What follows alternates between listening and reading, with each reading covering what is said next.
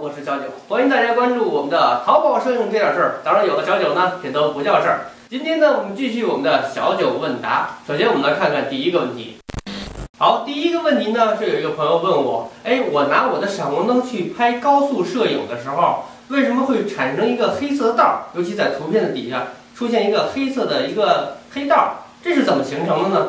其实我可以告诉大家，如果你想拍摄高速的摄影效果，当然你必须需要一个高速的摄影灯，还有一个高速摄影灯的引闪器。所以用我们普通的这种摄影灯的话，我们的快门速度只能在什么呀？125分之1到160分之1之间。所以这个速度的话，我们是拍不了高速摄影的。好了，为了更直接的看到效果，我们打开摄影灯，还有这个相机，我们来看一下它到底出现了什么问题。首先呢，我们把这个快门调到120分之1或者是160分之1，我们来拍摄一张。我们可以看到画面没有这种黑的横道。如果我们调的高一点，超过这个160分之1秒，比如我们到200吧，我们可以试一下。我们可以看到了，下方已经出现了一点阴影了。我们再往上调一下，试一下。比如320分之1秒，大家可以很明显的看到，这个小一半都出现了这个黑条。这就是因为什么呢？我们的相机和闪光灯的速度不统一而形成的一个问题。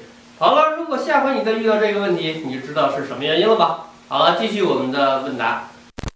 下面我们来看下一个问题。下一个问题来自一个叫西先生的这个邮件，他是这么说的：小九老师你好，我是一个新入门玩相机的年轻人，当然小九也是年轻人了。最近不知道为什么心血来潮拍夜景，然后呢就在网上留意了一下闪光灯，发现原来闪光灯有2种，分别就是附件里的2种，不知道2种使用起来有什么区别。还有就是对闪光灯比较陌生，网上介绍的很多名词都不懂，例如闪光焦距啊、GN 呐、ETT 什么 ITT 等等等等，现在他是一头雾水。身边呢又没有这方面的人，而且我也想在家里设一个小影棚，不知道还需要了解什么呢？好，下面呢我们就把他的这些问题呢，我们一个一个来解决。首先呢，他的邮件中发来了2张照片，一个就是我们常用的影视闪光灯，还有一个呢就是我们的这个离机闪光灯。这2种灯有什么区别？关于这2种闪光灯的区别呢，我们不用多说，我们直接拿到镜头里边看，大家就知道了。第一，它的体积不一样。大家可以看到，如果你要去外拍夜景的话，我建议还是拿这个小点的闪光灯。如果你拿这样的影视闪光灯，或者可以带外拍电池闪光灯，我觉得真的很费劲，很费劲。所以在这个环节中，它是比较适合你的，就是出门拍夜景啊，或者是拍人像啊，这个比较方便。但是第二呢，如果你要是在家里想组建影棚的话呢，其实这个不是不可以，但是有一个问题，它的配件呢非常有限，不像我们这个影视闪光灯，这个配件非常丰富，而且尤其是拍大的东西，我们可以配上这么大的一个柔光箱，或者是伞。当然，这种小的闪光灯呢，可能就是有点费劲了，是吧？它是撑不住这么大的柔光箱的，所以它的这个配件也是有限的，不是没有。因为现在的这个市场啊，为了符合这种玩这种闪光灯的人，也是推出了很多这种附件，大家可以到网上去看一下。第3个不同呢，就是它的价格。其实对于这种第三方的这种闪光灯啊，和这种灯的价格其实差不多多少，除非你是原厂的这种闪光灯，大概也在1-2千左右，也已经超过了这种灯的一个价格了。所以不一定说小的东西就便宜，是吧？当然你也可以买便宜的，这是它的价格的一个区别。好，下一个区别呢，就是它的闪光指数，也就是它的亮度。我觉得可能对于影视闪光灯来说，它的亮度会高一些，而且非常方便去调节。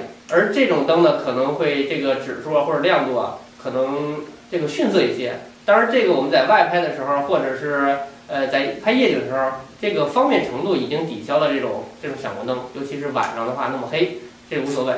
然后下一个不同，也就是我们拍产品进入在室内的时候有所不同的一个地方，就是什么呀？我们普通的这种闪光灯呢，有2个灯泡，一个呢是这个前方的现在亮的造型灯泡，还有一个就是闪光灯泡。这个藏形灯泡在我们拍摄时候非常管用，因为你可能你的室内非常暗的时候，你需要知道这个灯现在照到哪儿，然后它的范围，这个你一眼就能看到，非常的直观。然后当你拍的时候，这个闪光灯闪动，我们看一下，这个时候，哎，相机快门一开放，然后记录一下你的影像，所以这个是比较方便操作的。如果我们用这种闪光灯的话，比如你在非常暗的地方是没有造型灯泡的，所以你只能一张一张的去试。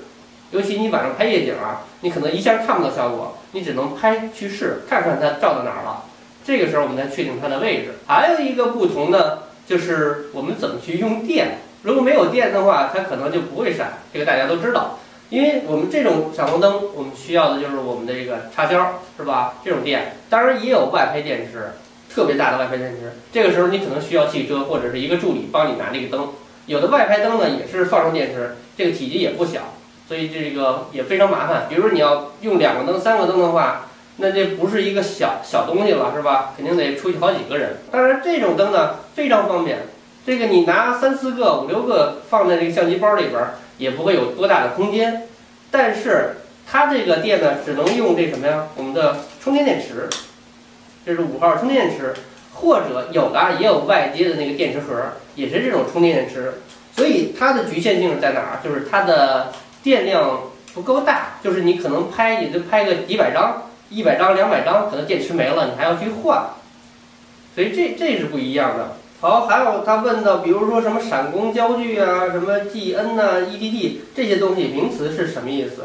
当然，这个闪光焦距我们知道啊，当你把这个闪光灯放在相机上，或者是上面有这个屏幕的时候，大家可以看到，就是你这个用焦段不一样，比如你24和105的时候，它这个输出量是不一样的，它会自动去调节。然后关于这个什么ETTL 什么 ITT 这些东西呢，其实是它的一个测光模式。当然这种东西啊，就跟我们买这个电脑一样，比如什么 i5啊、什么酷睿啊、什么这种这些参数，其实我们没有必要了解它的一些这个名词解释，我们只知道它是做什么就可以了。其实它就是一个测光作用。